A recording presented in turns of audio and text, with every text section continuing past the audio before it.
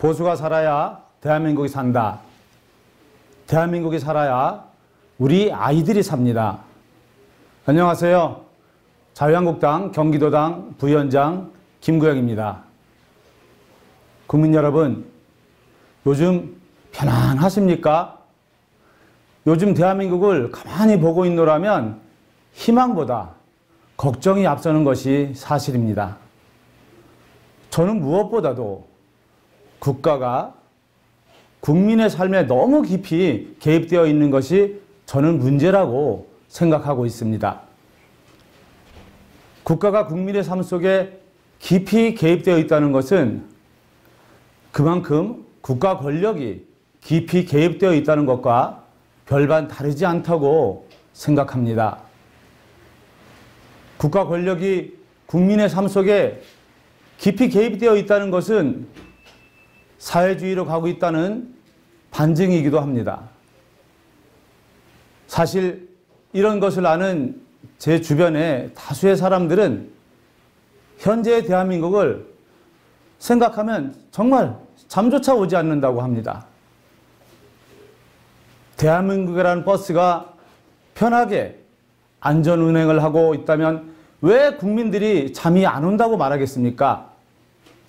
흔들리고 난폭한 버스 안에서 잠을 잘 수 있는 승객은 아마 별로 없을 것입니다. 오늘날의 대한민국을 버스 운전에 비교해서 생각해 봅시다.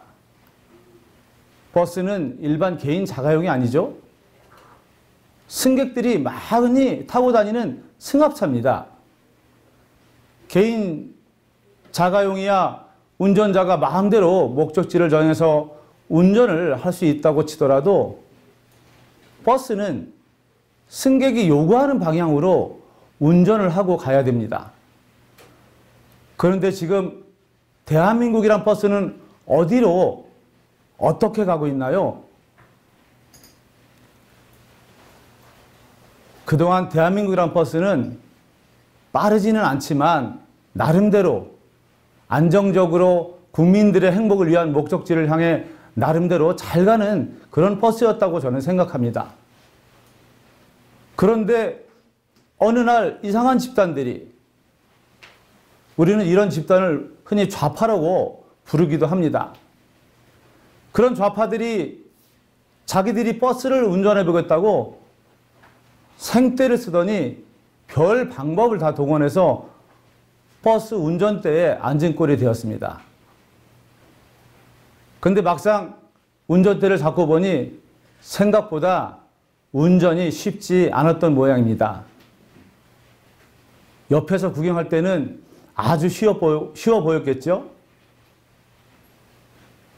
운전이 서툴다 보니 그들은 난폭 운전은 기본이고 또 더군다나 승객들의 요구사항도 듣지 않습니다.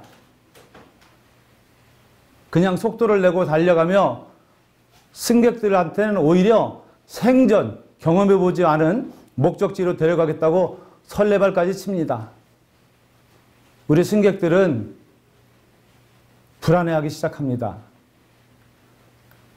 갑자기 경제 속도를 올린다고 공회장만 드립다 돌리더니 버스는 소리만 요란하고 앞으로 나아갈 줄은 모릅니다.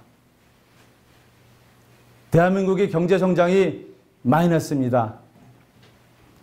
버스는 안전 상태도 점검하지 않은 채 승객들의 아우성 소리도 버스 운전자의 귀에는 들리지 않습니다. 대한민국 버스의 그 주요 부품인 기업들은 줄도 전화해서 속속히 빠져나가고 경제는 앞으로 나가지 못하고 오히려 뒷걸음치고 승객들의 안전을 책임져야 할 안전벨트는 스스로 전방부대에서 철거해버리고 운전을 엉망으로 하면서도 사과 한번 하지 않습니다. 급기야 불안함을 견디지 못한 승객들은 한 명 한 명 목소리를 내기 시작했습니다. 운전을 멈추어 달라고, 난폭 운전을 멈추어 달라고, 그리고 그 운전자가 그 자리에서 내려와 달라고 지금 영하의 날씨에도 광화문에 승객들이 모여들고 있습니다. 왜냐하면 그 운전자에게 승객들의 목숨을 담보로 맡길 수는 없는 이유이기 때문입니다. 지금 대한민국이란 버스는 단군 이래 최악의 2대 올로기를 겪고 있으며 단군 이래 최고로 위험한 순간을 맞고 있다고 저는 생각합니다.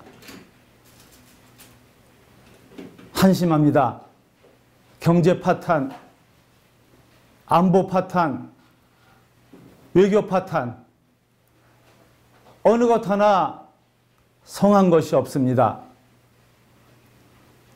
그동안 대한민국은 안정된 기조 속에서 차분히 성장을 해왔습니다.